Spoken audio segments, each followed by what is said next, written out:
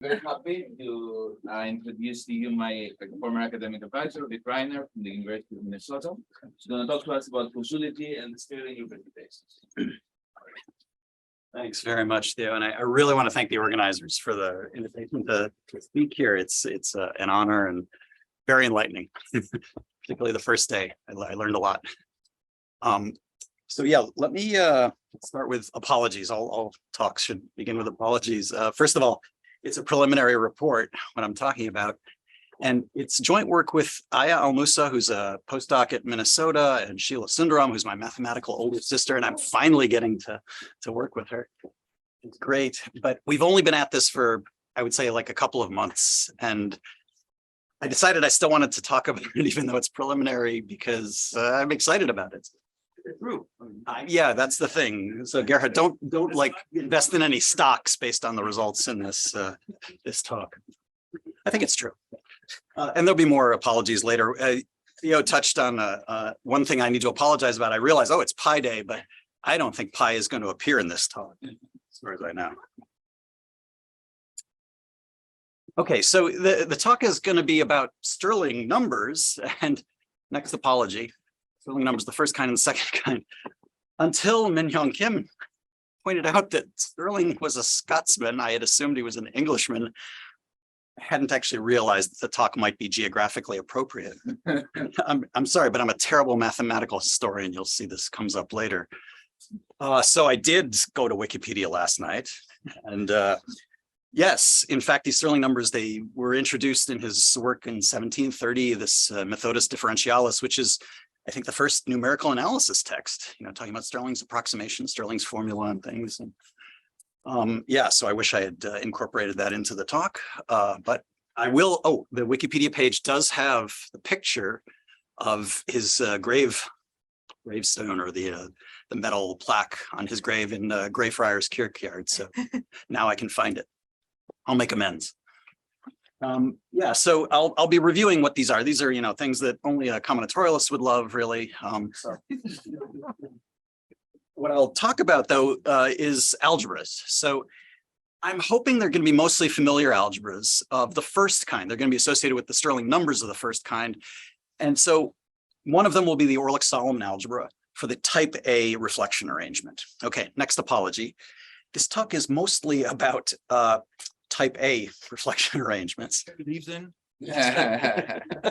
However, I mean, it's also really about supersolvable arrangements. This is something that we realized in the process of exploring this, is that, yeah, there's interesting things about supersolvability that we learned. And so I'll be reviewing supersolvable arrangements. But for reflection arrangements, it's only the type A, type B, and dihedral rank 2 reflection arrangements that are supersolvable. So sorry about that. Still, I think it's fun. In between, what I'm going to be reviewing is this notion of causality from algebra. So these algebras of the first kind, the ones that interpret the Stirling numbers of the first kind, turn out to be causal algebras. And so I just want to remind everybody what's a causal algebra, or tell you, and then explain why supersolvable arrangements give rise to these algebras of the first kind, which are causal. But then that means that they have these partners, they're causal dual algebras, which it turns out interpret the Stirling numbers of the second kind. And so, yeah, this is what we wanted to explore. And for me, it was a revelation when Aya Al-Musa came and told me, these causal dual algebras, their Hilbert functions are the Stirling numbers of the second kind. I said, huh, so they carry representations of the Weyl group, the symmetric group, that are interpreting those. And I just had never seen these. And so we really wanted to explore them. And I'll be telling you about some of their properties that we found and some questions that came up. And yeah, in particular, one big question we're really stumped on, and I'd love to consult people about it. So yes, so Stirling numbers of first and second kind. Let me tell you how combinatorialists or Stirling might have defined them. So I'm going to be working with the signless Stirling numbers of the first kind. That's why they're called little CNK rather than little SNK. The only difference is a plus or minus sign between CNK and SNK, which we'll kind of see later why plus or minus signs would show up. But these are the ones that have a straight combinatorial interpretation. CNK for K between 1 and n, it counts the number of permutations in Sn. I'm using this Fraktur S n because, I don't know, I use capital S's for other things. And it counts the permutations with K cycles. So for example, when n equals 4, I've illustrated C44, C43, C42, and C41. They're just counting how many permutations in the symmetric group S4 written in cycle notation have 4 cycles. Well, that's only the identity. Or 3 cycles is only the transpositions. Notice these transpositions, I stopped writing the fixed point cycles. So even though they look like they have 1 cycle, they really have 3 cycles, a transposition cycle and the 2 singleton cycles. And so on. There's 11 that have 2 cycles. They could either be a threefold, a 3 cycle, and 1 goes to 2 goes to 3 goes to 1, or it could be simultaneously swapping a pair, like 1 swaps with 2 and 3 swaps with 4. And then there's, in general, there's going to be how many with 1 cycle is going to be n minus 1 factorial. So this 6 is really an n minus 1 factorial, 3 factorial. Okay. And maybe more relevant for us, in fact, is not to focus on the combinatorics. We really care about generating functions. So the generating function definition we could have given is that if you make the CNKs fix the n and put the CNK in front of t to the n minus k. So there's annoyances here. Apologies again.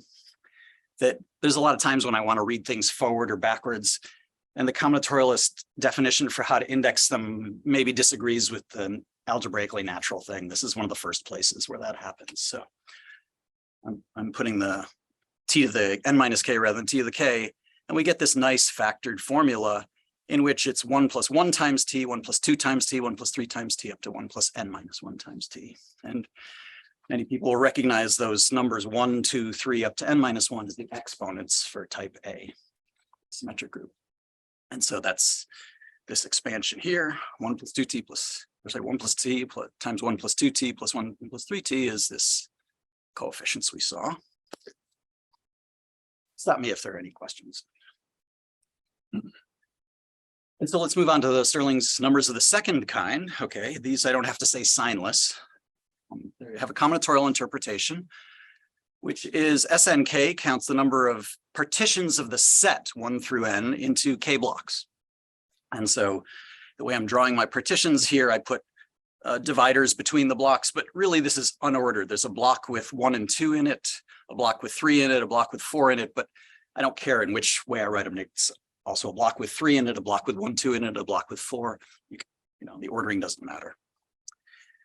And yeah, these numbers go for the set partitions of numbers 1 through 4.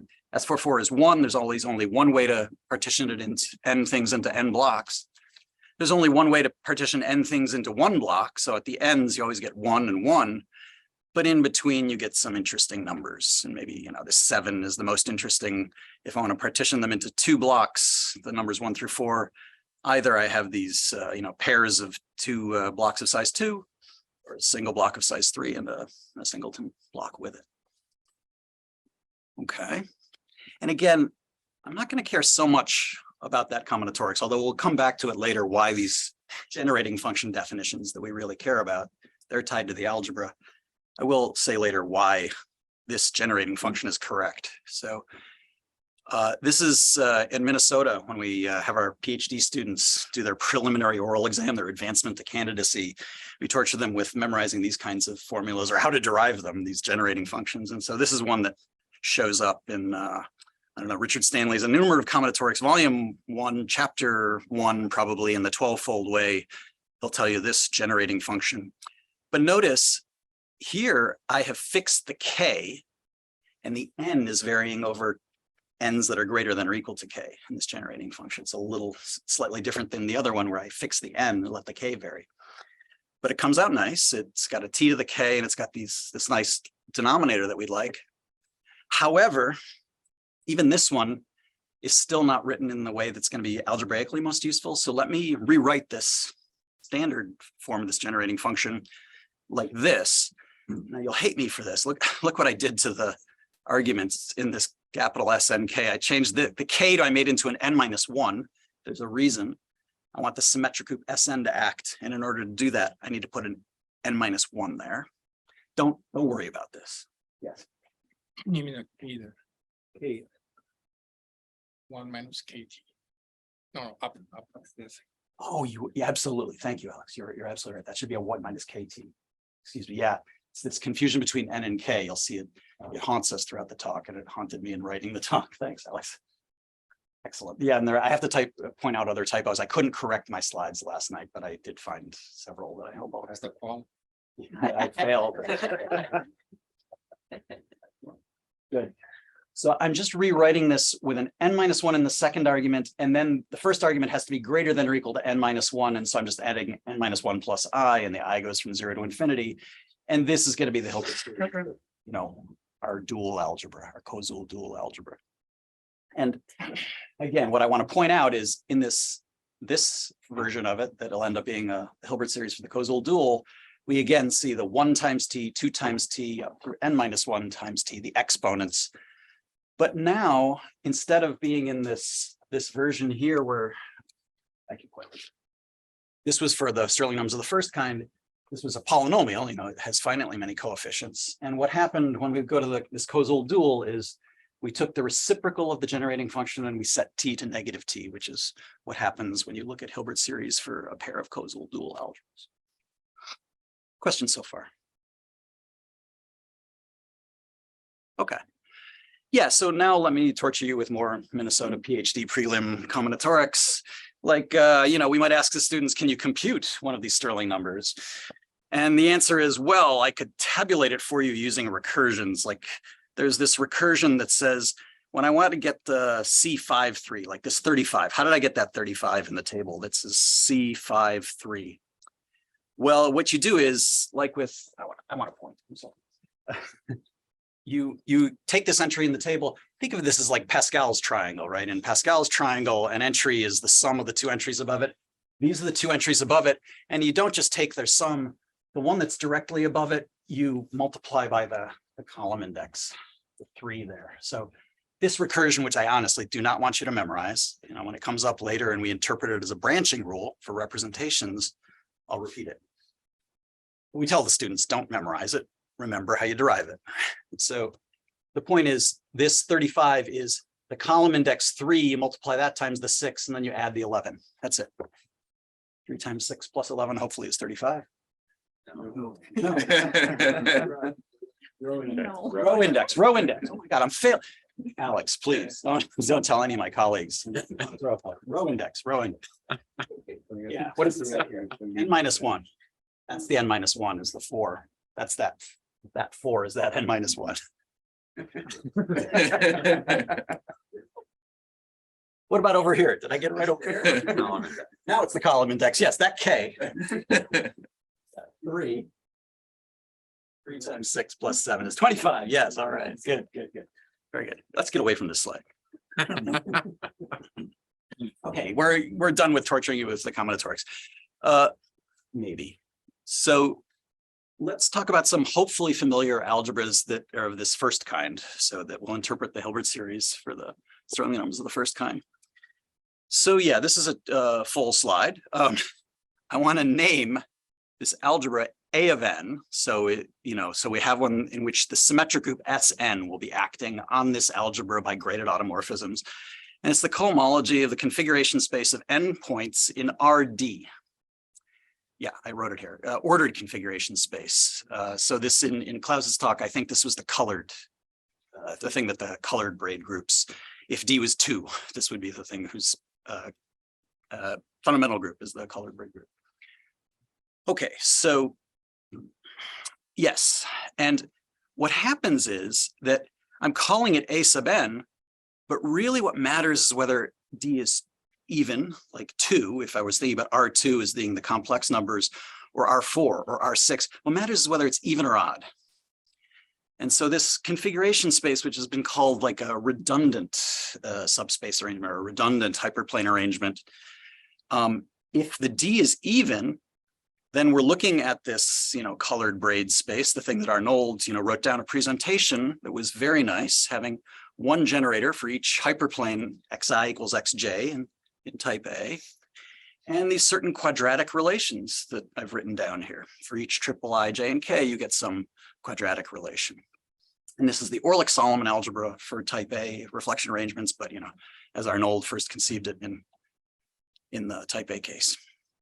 But also for D odd, right, these configuration spaces, their cohomology was computed, I think, the first time by Fred Cohen in his, maybe this was Fred's thesis work. And he showed that for D odd, there's also a very nice presentation. Instead of beginning with an exterior algebra with skew commutative variables, EIJ, you start in a polynomial ring with same kinds of variables indexed by the hyperplanes, Xij, and you mod out by the squares of the variables. So it's exterior-like. It's certainly going to be finite dimensional, and also the same kind of quadratic relations. And so these are commutative, these are non-commutative. And the point here is that with this D even and D odd is, in both cases, these Xij's, right, these are just pulling back the generator for the cohomology when you have 2 points, 2 labeled points. Then that configuration space, 2 points in RD, you basically pick your first point, call it I, the Xi point, or the point Pi, and you look at the direction that Pj is in, and that space, retracts onto the sphere that, the D sphere, that D-1 sphere, that tells you about the direction from I to J. And so these generators, they live in cohomological degree D-1. They're pulled back from a D-1 sphere. They generate these algebras, and Fred Cohen wrote down a nice fibration and used the super solvability of the arrangements to prove that, yes, these presentations were correct. Questions? You have these guys for every type. Yes, for every real hyperplane arrangement, we have these guys, and they will come up. It'll be the Orlick-Solomon algebra and the associated graded Varchenko-Gelfand ring. Yes, exactly. Thanks, Gerhard. Okay, question? All right. So the point is, in type A, both of these algebras, whether we're talking about the odd case or even case, I'll just start saying the OS case or the VG case for Orlick-Solomon and for Varchenko-Gelfand, they both have Hilbert series equal to this generating function for the Stirling numbers of the first kind. And the reason they have that Hilbert series actually comes from those presentations that I showed you. Did you notice that in that presentation, I didn't do an underlining, which is what people in Gribner basis theory would do, but you can deform these ideals. There's a one parameter deformation of these ideals down to the monomial ideal that just has these quadratic terms as generators, this EIK, EJK for any triple like this, and same here. So there's exterior algebra Gribner basis theory, there's polynomial algebra Gribner basis theory. I guess in the polynomial case, we also need to put in the squares. They will also be in this initial ideal, this deformed ideal, but it will have the same Hilbert series because these are proven to be a Gribner basis. Essentially, Fred Cohen's argument shows that they're a Gribner basis.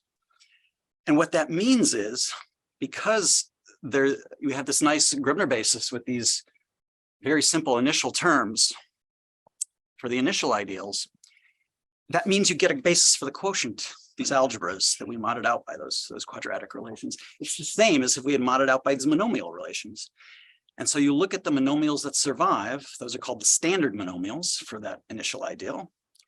And those standard monomials, they have been discussed a lot. And if you think about it, the monomials that aren't divisible by terms like this, EIK, EJK, where the I is less than J is less than K, they're what Hélène Barcelot in her thesis in 1988, she called picking at most one finger from each hand. So let me explain what she meant by this.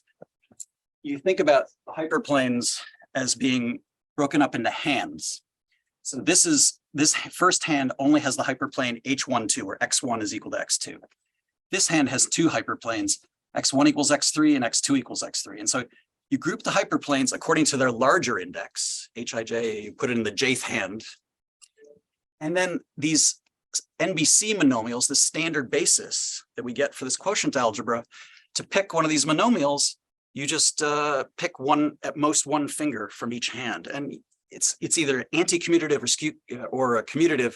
You kind of don't care in what order you pick them, you just pick.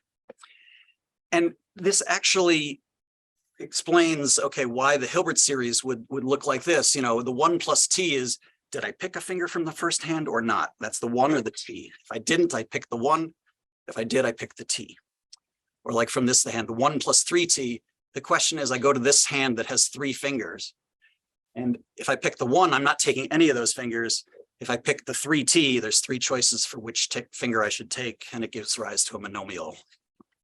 T tracks the degree of the monomial. So this hand finger picture for the NBC monomials should explain why that Hilbert series is correct. Questions about that? But also it does explain the combinatorial formula. Let me be brief about the combinatorics part.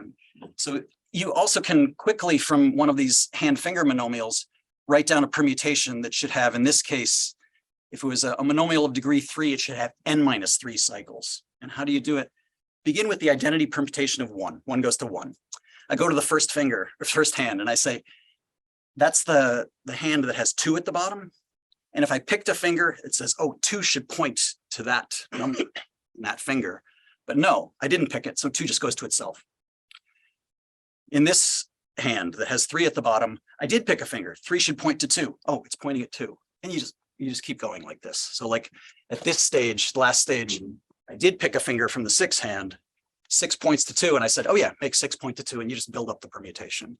It's easy to check that this is a bijection, and it shows why the Stirling numbers count the permutations according to cycles, but that won't be as important for us. Questions? So sorry, is this just a reinterpretation of the NBC somehow in type A? Right. In type A, I'm just explaining why the NBC also explains, Stirling's original interpretation. Of the NBC. Yeah, you always have the NBC. That's right. And I want to focus more on that. Yeah, less on the combinatorics. Other questions? Okay. Yeah, so these algebras of the first kind, they're very well studied. Since the 70s, 80s, there's a lot that we know about them. And in fact, Gerhard is one of the experts and is working with. Well, between you, Matt, and Gertz, all 3 of you are experts. The other 2 are experts. He denies it.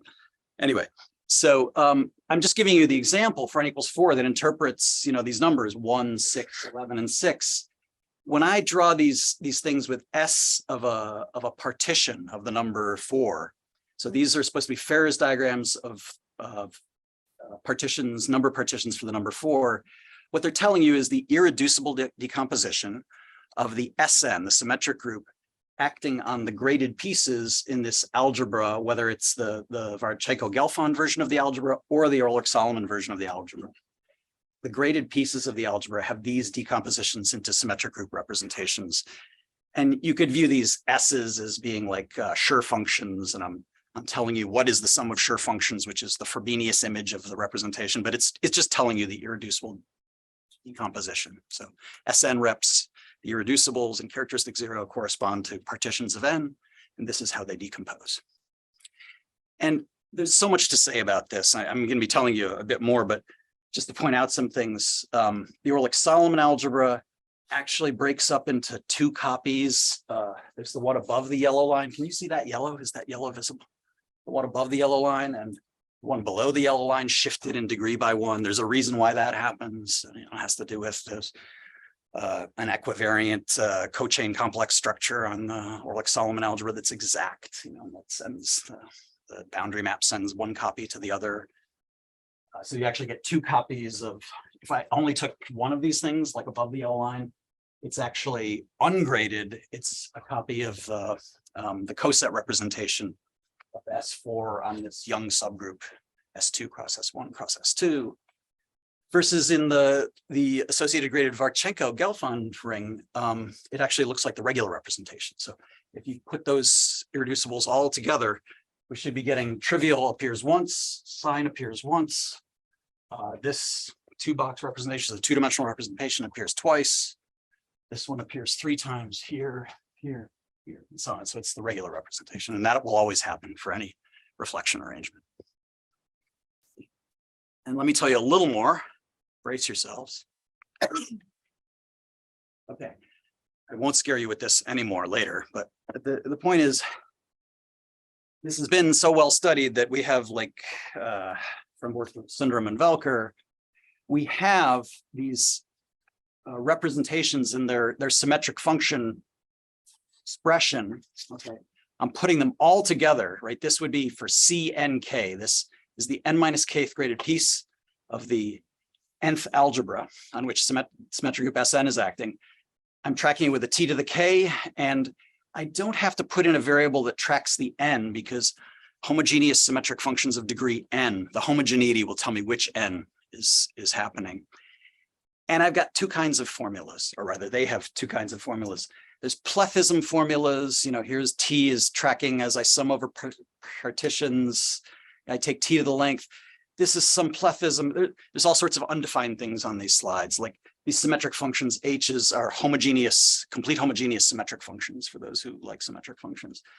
This Lie sub j is the symmetric function on the jth multilinear, the multilinear part of the free Lie algebra on j letters, which has actually an explicit sure function expansion, but I'm not writing it down.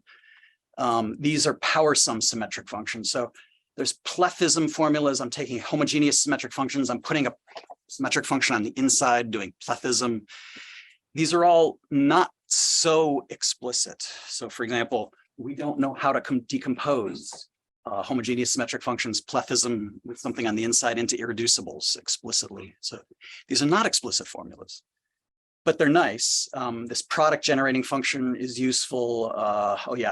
This theory exponent is some sum involving number theoretic Mobius function. I'm sorry to torture you. So when you, It is related to necklace counts. Yes, absolutely. but when you say this is not explicit, you mean that there is no combinatorial formula for the decomposition, which means no combinatorial formula for the multiplicities. Exactly.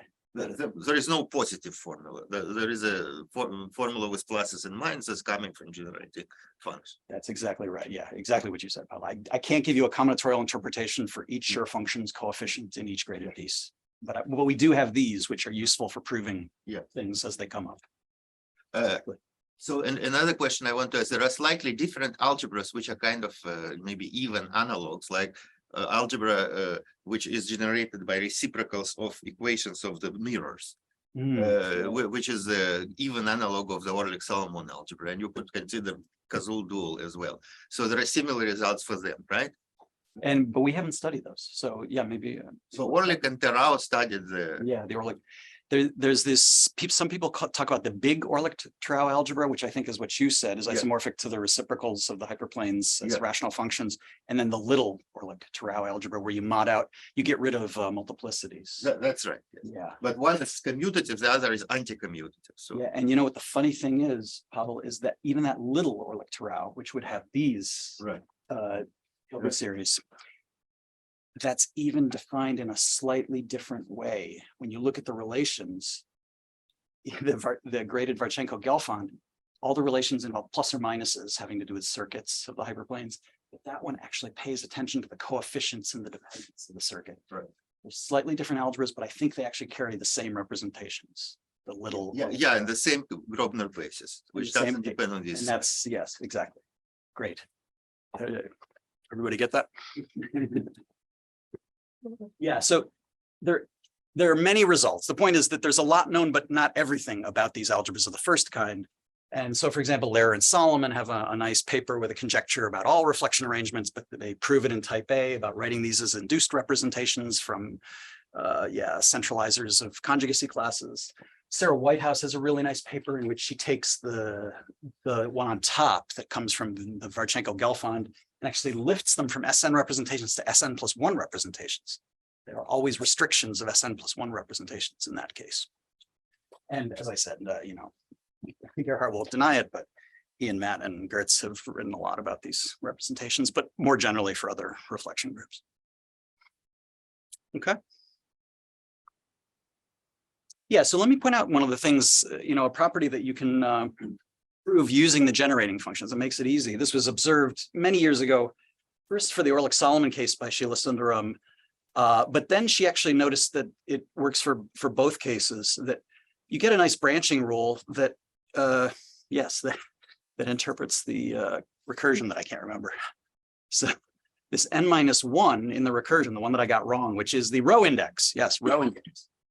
What that n-1 turns into is, if I take our nth algebra, it has a symmetric group Sn acting, I restrict to Sn-1, I get a copy of, and this is in degree I of the algebra, I I get a copy of the previous algebra in degree I-1 tensored with the Sn-1 rep of just n-1 permutation matrices. So the defining representation for Sn-1, tensoring with that is the multiplying by n-1 here. And then you get a direct sum with the ith graded piece of the n-1 algebra. So you get these nice branching rules, and this is very easy to prove from that product generating function involving the power sums. But why am I pointing this out? First of all, the Koszul duals will also have a branching rule. That's part of the reason I'm pointing it out. But actually, there's a better phrasing that I learned something from this. So let's phrase it as a short exact sequence. So I could, the thing in the middle was the thing on the left side. It was the sum of this thing on the right side and this thing on the right side, okay? But there really is some natural maps going on here. So I'm gonna generalize this short exact sequence to the Orlick-Solomon case for any, I wanna say supersolvable arrangement. Actually, all we need is a modular coatom, the beginnings of a supersolvable arrangement. So let me actually say now, what are this Orlick-Solomon algebra in general, and what's the graded Varchenko-Gelfand algebra? So you take exterior variables, one for each hyperplane, E sub h, or polynomial variables. And this is another typo on the slide. I forgot to mod out by the squares of the variables in the commutative case, but I definitely need to mod out by the squares of the variables. And then you have these things, that I'm calling boundary of the monomial of a circuit, but I have to tell you for each circuit, so this is a minimal dependent set of hyperplanes. They're normal vectors. They're supposed to be dependent, or if you like, they're the linear functionals that vanish on the hyperplanes have a dependency. And if you take the coefficients of that dependency, you just look at their signs and you take the sum of products of the variables in the circuit, you knock out a particular hyperplane and you put the sign of the coefficient appearing in the dependence. In the one that Pavel was talking about, the little Orlick-Tarau algebra, it would actually put in the coefficient in the dependence here instead, but it works the same. And so or in the Orlick-Solomon case, it's just it only cares about the position. You just put in plus or minus -1 to the position. Do you have a question, Gerhard? No, okay. And so these two algebras, again, they have this cohomological interpretation for take your real hyperplane arrangement and do the redundant version of it where you tensor with RD. If D is even, you get an algebra like this for the cohomology. If D is odd, you get an algebra like this for the cohomology. This one is not as well known, but it's actually a result of Dan Mosley from 2017. I should have put it on the slide. He was a student of Nick Proudfoot. And the fact that in the odd case, you always get this associated graded Varchenko-Gelfand ring is kind of interesting and maybe not as well known as it should be. And so here's the branching rule more generally. So suppose I have an arrangement and it has some symmetry group W, just preserving linear maps that preserve the hyperplanes. And if I have a modular coatom, so what's a modular coatom? It's a flat, an intersection of the hyperplanes. And I probably should have drawn a picture, but. So it's a line. Let's say we take the type B3 flexion arrangement. I'm drawing hopefully a correct picture of 3. So these are the real B3 reflection arrangement, intersected with a unit sphere. And so if I pick a line, so the origin is in the middle of that sphere, there's a line X, which is going to be a modular coatom coming out of the board through that point. And being a modular coatom just says, whenever you have two hyperplanes, say this one, H, that don't contain that line, and another one, H prime, you intersect them right there. And there will be a hyperplane that contains X that goes through there. In fact, it's going to be that line plus that intersection. So that hyperplane, this third hyperplane, maybe I should call it, H double prime, that's forced to be there by the modular coatom condition. That's what it means to have a modular coatom. So I'm sorry, maybe I missed something. So this Varchenko-Gelfand algebra is not correct. It is commutative. But the Koszul dual was not commutative, right? Its dual won't be. No, it is commutative, but it's Koszul. Well, there was an algebra with Hilbert series 1 over 1 minus t, 1 minus 2t. Yeah, we haven't gotten there yet. Ah, We're not considering those yet. Ah, yes, yes. but we're headed there. Yes. Ah. That's right. This is still for the first kind. Yes. Okay. So this is just even and odd. Yes. Yes. First kind, even and odd. Yes, Uh-huh. exactly. And so what happens is you actually get a branching rule in general for modular coatom.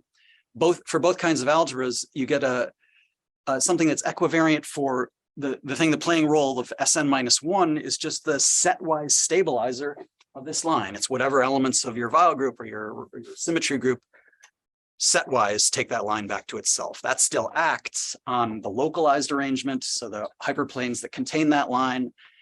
And then what you have is a direct sum of maps onto the restriction arrangements for the various hyperplanes that don't contain that line. So these hyperplanes. And what happens is you can assemble this short exact sequence from various, of our favorite short exact sequences that happen for Orlick-Solomon algebras, these addition deletion sequences that Orlick and Solomon used and are extensively, studied. And you just basically compile together these short exact sequences that Orlick-Solomon wrote down for each of those hyperplanes that don't contain the line. You make the direct sum of all of those maps. And it turns out to work. This, in the case of in the case of the Orlick-Solomon algebras, you'll find this, for example, in Orlick and Trau's book when they discuss supersolvable arrangements. They don't phrase it as a short exact sequence. They phrase it as a direct sum of vector space decomposition. They don't talk about the equivariance, but it's there. And it's just the same thing works for the Varchenko-Gelfand case. So the even and odd are working in parallel here. It's branching rule. Questions about that? Okay. So I do want to get to the algebras of the second kind. And let me review Koszulity a little bit. So apologies for people who love Koszul algebras. So the A is going to be a graded algebra. So it's standard graded associative over a field K. I should have made that a boldface K. But anyway, the point is it should be generated by its degree 1 elements. So I'm going to think of the degree 1 elements as actually a vector space over K and name the basis K1 through X1 through Xn. So it's generated by those X1 through Xn in degree 1. It's associative. It might not be commutative. It might not be skew commutative, but it is generated in degree 1. So it's a quotient of a tensor algebra on that vector space. So X1 through Xn now are non-commutative variables. But because it's graded, I should have modded out by a two-sided ideal that's homogeneous. Just meaning that the ideal itself respects the vector space grading decomposition. The ideal breaks up into its homogeneous components in each degree. Okay, that's the setup. And then the algebra is Koszul if there's a free resolution over the algebra, an A free resolution of that ground field, which is A mod the positive degree elements. So you regard the field K as a module over the ring just by setting all the variables to 0. They act as 0 on K. And then you want to write down a free resolution. So each summand here is, each resolvent or whatever you would call it, is a bunch of copies of A, but possibly shifted in degree to make the maps homogeneous. So when I say A of -1, I mean a copy of A where the element 1 in the ring is now a basis element in degree +1. And so this is a bunch of copies of A shifted by 2, A shifted by 3. And notice in the first syzygies, or the first part of the resolution, everything I have here is shifted by 1. Here they're all shifted by 2. Here they're all shifted by 3. In general, I might have had things shifted by 3, 4, 5 in a free resolution like this. It's Koszul if they only increase like that. In the ith homological degree, you only find degrees shifted by I in the basis elements. Another way of saying it is that when you look at the entries in the maps as elements of A, they all lie in degree 1. Either they're 0 or they're linear combinations of the variables X1 through Xn, the maps. And another way of saying it is, this is just saying exactly what I said about that it's all in degree 3, shifted in degree 3 when you're in homological degree 3, is that when you look at Tor A, K, comma K, the homological degree I and the variable degrees just have to match up. You don't get any Tor I plus 10. And you could phrase it in terms of X, and the X is going to relate to the Koszul dual, but the X is just the K vector space dual to the Tor. So the vanishing of one is the same as the vanishing of the other. Okay, so it's a too quick review of Koszulity, but when it turns out that if the resolution is linear, then there's actually a really nice way to write it down. It's much better than just trying to come up with any old resolution, one called the Pretty complex. So Stuart Pretty came up with this. Having a linear resolution means not only is the algebra generated in degree 1, but actually all the relations among the variables are generated in degree 2. Okay, that's actually saying that the next step in the resolution was concentrated in degree 2. It's a quadratic algebra. And so you look at that degree 2 part of the relations, they live in V tensor V, the second degree piece of the tensor algebra. And you look at their perp. So you introduce basis, you introduce the V star, the dual to the space spanned by the X's with the dual basis, Y1 through Yn. So you've got dual variables. And you can talk about perps in which you extend the form to the second degree part of the tensor algebra in kind of the obvious way, the same way that the functionals pair with the variables, tensored functionals pair with variables, tensored variables, component-wise. You make the obvious inner product. You take the perp to those degree 2 relations inside the second degree part of this tensor algebra. You mod out by that, and that's the quadratic dual. And this pretty complex is built from the quadratic dual. So you've got A over here. This quadratic dual is called A shriek. For funny reasons, you have to take the vector space dual of it. But the point is, the structure of the resolution in the ith homological degree is just the ith part of this quadratic dual algebra, but vector space dual. So anyway, it's very beautiful. It has a very simple boundary map. And if the original algebra was Koszul, then this is the resolution. This is a linear resolution that you can just write down from the quadratic dual, from the presentation of the original. It's amazing. Okay.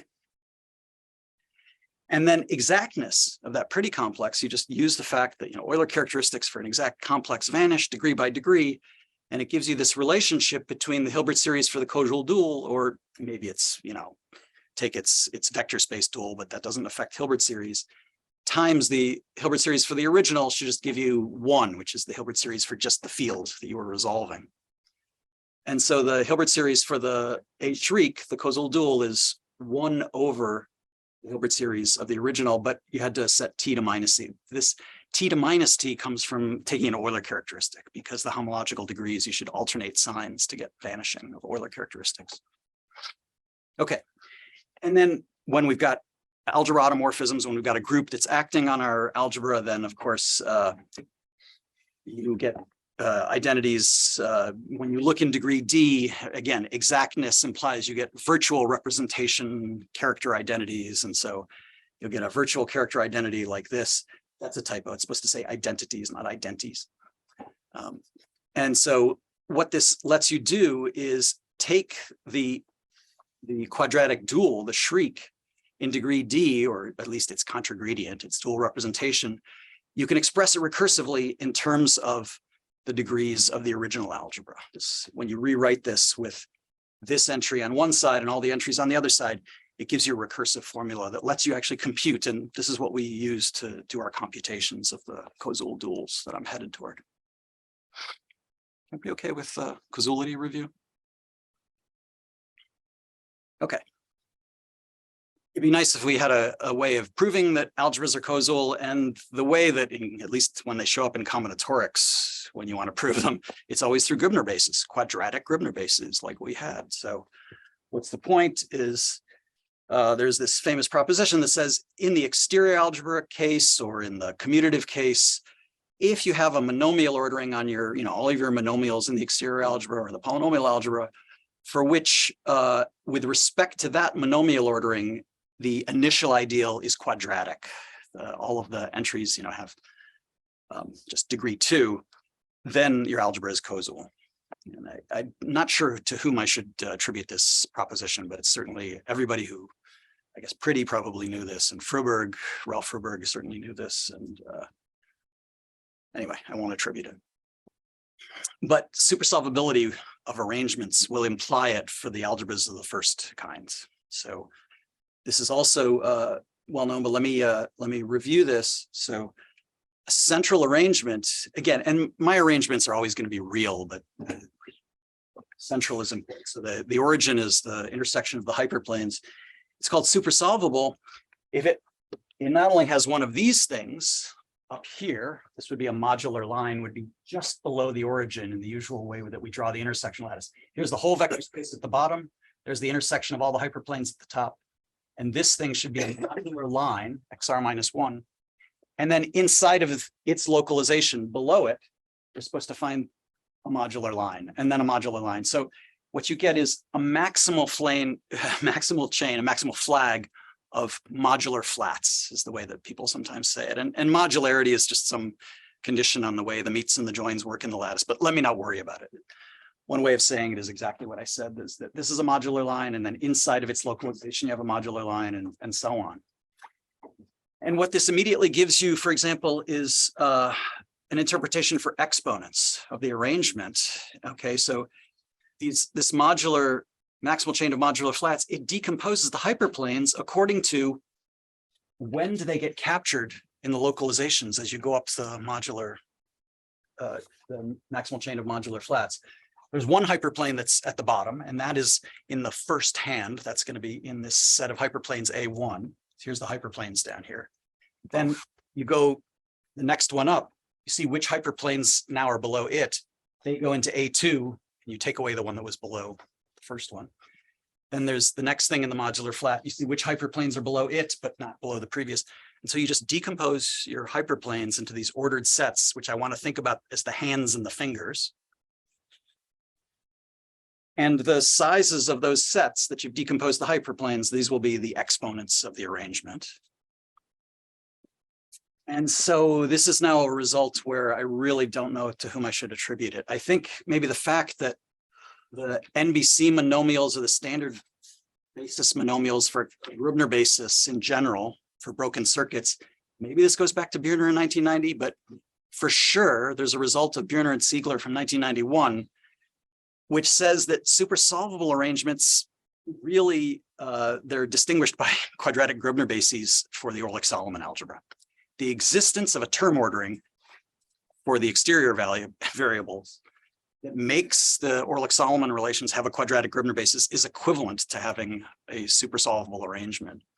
And in fact, the term orderings which work are exactly going to be the ones in which the variables, the way they get ordered by the term ordering, right? Remember, a term ordering in the exterior algebra or in the polynomial algebra, it tells you how to order all the monomials, but in particular, it tells you in what order to put the variables. And what you have to do is put them in the order so that ones on an earlier hand come before ones on a later hand. The ones that are in an AI set versus an AJ set where I is less than J, they have to come earlier in your term order. That's it.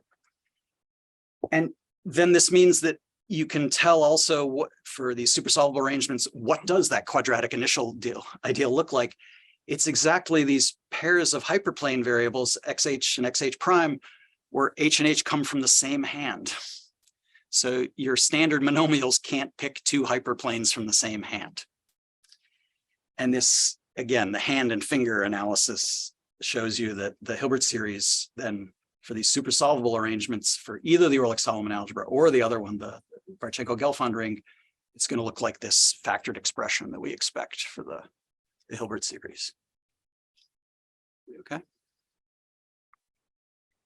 But then there's also the Koszulity, and so that means that their shriek, the Koszul dual algebra, is going to look like this for its Hilbert series, 1 over the original algebra's Hilbert series with t set to negative t.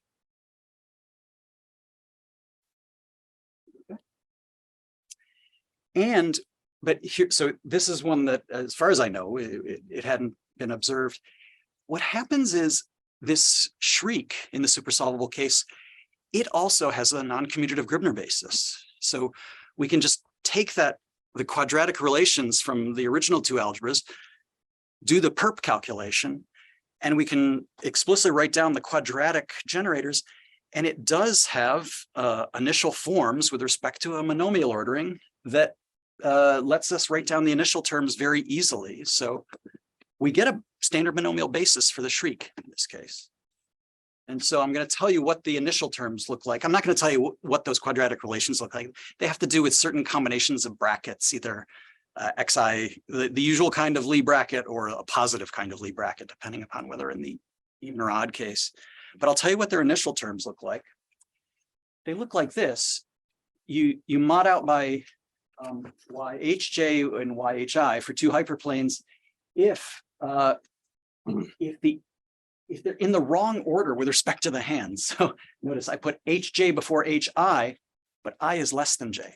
If you have a variable that comes from a later hand, you don't want to put that variable followed by one from an earlier hand. You want the variables to appear with earlier hand variables and then later hand variables in your standard monomials. It's dead if you ever have a later hand variable followed by an earlier hand variable. That's what the standard monomials will look like in this Koszul dual. Oh yeah, so here's the way I like to say it. What you're allowed to do then in the standard monomials is pick a whole bunch of however many you like from the first hand, and just in any order. It's non-commutative. You can take them repeatedly, and then You went back. sorry about that, got excited. And then you move on to the second hand and take as many variables as you like from the second hand in any order. Repeat them. I don't care. So the way I like to say it is, okay, no revisiting an earlier hand. That's the point. You have to go to later hand, later hand, later hand. It's like an all-you-can-eat salad bar, right? When you're at the hand that corresponds to the lettuce, you know, they got iceberg and romaine and maybe some kale. Take some iceberg, take some kale. No, more iceberg. No, you can do that as much as you like. But there's this impatient person behind you. They're very patient while you're choosing among the iceberg, you know, the lettuces. But when you move over to the croutons and the dressings, they're not going to let you move back to the lettuce. Right. And then you get to take as much dressing and, you know, however you like. Just keep it moving. And there is no condition if you didn't eat you have to pay, right? You can explain that one to me later, Pavel. There are all you can eat sushi restaurants like that. But where what? You can order as much as you like, but if you didn't eat some sushi, you have to pay for them. Don't they all work that way? No, you don't take any of this. Oh, I see what you're saying. Right. So yeah, that's the empty monomial. Yeah, the empty monomial is allowed, of course. Yeah. We'll try that tonight in a restaurant. Yeah, I'm taking Pavel with me. He seems to know good restaurants. Okay, so these Koszul dual algebras are the second kind, right? I'm focusing on the type A case. And so how does the story work out? You know, here's our M chain is you start with one of your hyperplanes, x1 equals x2, and that's the only one in the first hand. Then you've got the x1 equals x2 equals x3 is a codimension 2. It's not a line, but it's a two-dimensional space. Sorry. No, it's a codimension 2 space. And so you get these hands that we were talking about before, you know, just h1,2 in this hand, h1,3, h2,3 in this hand, and so on. And again, the idea is when you go through the salad bar, like when I come to this hand, I'm going to get a 1/1 minus 3t for all the choices that I could make of, you know, the iceberg, the romaine, and the kale, or maybe iceberg, kale, romaine, iceberg, kale. You know, the point is 1/1 minus 3t is 1 plus 3t plus 3 squared t squared plus 3 cubed t cubed. If it's 3 to the 4th, t to the 4th, I meant, oh, I did something like kale, romaine, iceberg, kale. It took 4 times. The t to the 4th tracks how many times I took such a monomial. And the fact that I had 3 choices was the power of 3. So you just think about this generating function, and that's what it should be for the Koszul dual. Yeah, Gary. And that works for any super solvable Supersolvables, right? That's the correct level of generality for this statement. octahedral group is just So type B and dihedrals, of course, yeah. graphic arrangements. I mean, it would be interesting. Chordal graphic arrangements. Yes, absolutely. Yeah. Oh, sorry. Another question. I mean, there's this weaker notion of factoredness or niceness, weaker than super solvability. So Factorization of the Orlik-Solomon into not subalgebras, but into yeah, the question is, partition of the hyperplanes, just like you do from. right, so you would need to apply other causalité methods. We know that the quadratic Gribner basis method of causalité is restricted to supersolvables. So you would need other causalité. There's things like Koszul filtrations. There are other ways that people prove algebras are Koszul, but you need to know that they apply. That would be the work. And So, yeah, I think this is too much, but I just, tried to show you an example of, picking from the first hand, picking from the second and third. There's a standard way actually in the combinatorics literature to think about these Stirling numbers like S14,4. This monomial should somehow be contributing to a set partition of the numbers 14 into 4 blocks. I gave the bijection here, but I don't think I want to worry about it too much. For the combinatorialists in the audience who've ever seen it, there's these things called restricted growth functions where you write down your set partition with 4 blocks in a certain standard form. You make the smallest elements be in the first block, and then you look at the next smallest element, you make that block 2 and make the next smallest element in block 3 and next smallest element in block 4. And then you can write down something called the restricted growth function. And that's basically reading off the first subscripts in these monomials, but I don't know. Let's not worry about it. It's just a combinatorics thing. Okay, so here's some of these causal dual representations.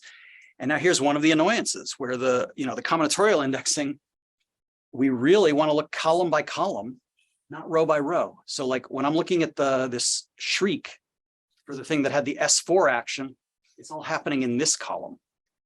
See, these are S4 representations, and I've only written the partition of the number 4, which would be on the Schur function or tell me the irreducible decomposition.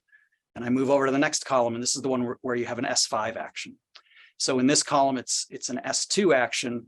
This is the Orlick-Solomon side for the shrieks. This is the Parchenko-Gelfand side for the shrieks, the irreducible decompositions. And so we started studying these. Everybody okay? I'm going to talk about some properties and some questions now. Yeah, so there's branching rules. Basically, because we have a nice presentation for this quadratic dual for the shriek, in this case, there's some analogous branching rule in which the K that I couldn't get straight, maybe I got that one straight. Yeah, that one I did get straight. That K turns into, again, defining representation of Sn minus 1. And what's interesting here is you have branching of the shriek in degree I, and also the branching of the shriek in degree I'm, oh, darn, that's a typo. That should be an N. This is something, this N minus 1 should be an N. But the point is, it's very similar, but there's sort of branching on both sides, and the branching for the ith degree relies on the branching of the previous degree plus something that's not branched for N minus 1. Sorry about that typo. Let's not worry about the details. But the point is, it again comes from a short exact sequence. So now I really need supersolvability in order to talk about the shrieks at all, but there's still a short exact sequence going on here where you branch, you again look at that modular coatom from your chain, look at the symmetries of the whole arrangement that setwise fix that, and you branch from the whole symmetries down to that one. And what's interesting is it's a very simple kind of map here. It's a map that sends you in the, there's another typo, sorry, I noticed this one last night. These are all supposed to be with shrieks. I'm sorry, the shrieks are missing in this. So this is a shriek for the localization, a shriek for the original, and I've restricted the group acting. And this is the direct sum of the a shrieks for the restrictions to the hyperplanes that don't contain the modular coatom. But the maps are much simpler. You actually just send to 0 all of the variables, these dual variables in the shriek that don't lie on the hyperplane. And this turns out to give you the kernel, and the salad bar basis shows you this is exactly the kernel. Representation stability. This is something that people who've seen SN reps in recent years, configuration spaces. People who care about configuration spaces have noticed that cohomology of configuration spaces, there's really, as the N gets large, there's a finite amount of information that occurs early when you're looking at, say, the 0th cohomology or the first cohomology. You fix which cohomology you want to look at. And what happens is the irreducible expansions, you have some bunch of partitions, lambda I, and some multiplicities, and then the first parts in those irreducibles indexing the SN reps just get longer and longer. It's really only a finite amount of data that describes all of the representations on, say, the 3rd cohomology. And this was one of the first examples that Church and Farb looked at, as they proved that for those configuration spaces of points in RD, or more generally for certain kinds of manifolds, I think it was easiest for them if they were non-compact manifolds like RD, then these representations on the algebras of the first kind are representation stable, where you fix the degree. I is fixed. So this is like in the second degree of those algebras or the third degree of those algebras, but the n gets large. And then the shrieks inherited this representation stability. This is the only proof I actually included because it was easy. Shrieks, if you fix the in which degree you're looking at, they will also be representation stable as n gets large, because they have this recursive formula. Remember I said you look at the pretty complex, it gives you a recursive formula for the virtual characters. And the terms in it either involve the things that are representation stable that Church and Farb already proved, or by induction, you're looking at smaller degrees in the shriek. You've already proved that they were representation stable. And then you need the fact that when you take two SN representations, you fix what's happening in the lower rows, and you just let the first part get longer and longer. Those tensor product multiplicities, Murnaghan, the one from Murnaghan-Nakayama formula, he already proved that those things were stable as n gets large, so it just comes for free. And this could help us actually in some of our other mysteries, because maybe we could work harder to get what the stable range is so that we only have to look at a finite amount of data and understand more of the structure of what's happening as n gets large. If we did a better analysis, I think with more time, maybe we can actually use that stability. In particular, we don't have generating functions. We don't have these product formulas. We don't have the plethism formulas. And I'm really hoping that those are still out there. Questions? Some boundary cases. You might have already noticed that in the data, like that first column for OS looked pretty simple. It was always the identity representation. I'm standing over here. First column looks easy. First column looks easy. Yes, they're easy. You would expect the Stirling numbers that are equal to a 1 in the left column or on that diagonal. Yes, I guess they're still equal to 1s. Anyway, the point. Yes. So I didn't understand. How is it that you cannot have formulas if you? I mean, the Koszulity, this formula that A of t times B of minus t equals 1, it holds at the level of characters. Yes. So why, if you know everything for one of them, why cannot you just transport the information to the other? So one problem is that if you think about it, these are tensor products that are involved in that recursion. Tensor products of symmetric functions, Kronecker product of symmetric functions, that's a hard open problem. Well, again, but you said it's a hard open problem if you want a combinatorial formula. Yes. But you said that you already didn't have combinatorial formulas before. You had some kind of generating function formulas, but those you can translate. No, that's my point. Is that to translate those generating function formulas? First of all, I have to look at each n, each homogeneity. Then I have to do this t over 1 over the thing with minus t, and it involves Kronecker products, which we don't know how to do the symmetric function manipulations well. Those are hard symmetric function problems to do recursions involving tensor. But you still have for generating function of the Kronecker coefficients, you have formulas. I mean, positive formula? Not positive, no. Yeah. But when you work with generating function, you don't need. Oh, I see what you're saying. No, you have a point. Yeah, I'd like to talk with you about it, but I've tried a bit and I didn't see how to do it. Maybe we can talk. Yeah. There's more boundary cases. This one's kind of fun. This Stirling number here, in the second column. Oh my gosh, what happens? The closer I get it, harder it is. In the second column here, these representations are interpreting a Stirling number, which is a power of 2 minus 1, which is a geometric series, and it's 1 plus two-dimensional representation, two-dimensional representation tensor squared, two-dimensional representation tensors cubed. So this geometric series turns into a geometric series of tensored representations. This is the question I definitely wanted to get to. I'm sorry if I'm taking a time. So we have no idea why this seems to be true, but it's been verified in the first column, the second column, the third column.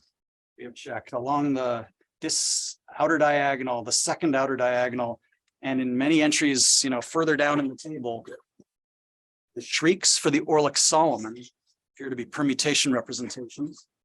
not with parabolic subgroups as the stabilizers, more interesting stabilizers showing up in the orbits. And we have really no clue why that's true.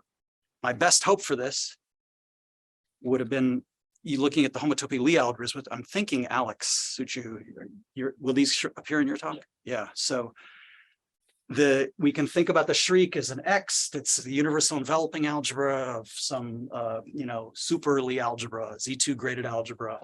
Actually, in the Orlick-Solomon case, it's just a classical Lie algebra. Classical It's universe. the algebra of the pure braid group, basically. I think Alex will tell, yeah. And so in this Orlick-Solomon case, where those columns end up being permutation representations, there's a way to write it as a sum of tensor products of sims of these pieces in this graded Lie algebra. But sadly, But this is a iterated semi-direct product of free Lie algebras. yeah. And so this doesn't help. Well, no, please tell me if it does help. Let's talk about this. So what happens here, though, is when we calculated these graded pieces as SN reps, they're not permutation representations. If they had been, I think we would have been done. We would have understood that. I think they are. We computed some small ones. So this means that this algebra is as a vector space is a tensor product of free algebras in 1, 2, 3, and up to n-1 generators. But is that going to give me an SN equivariant? I mean, you need the action. No, but the last factor, the factorization into the first n-1 factors, and the last factor is invariant under Sn-1.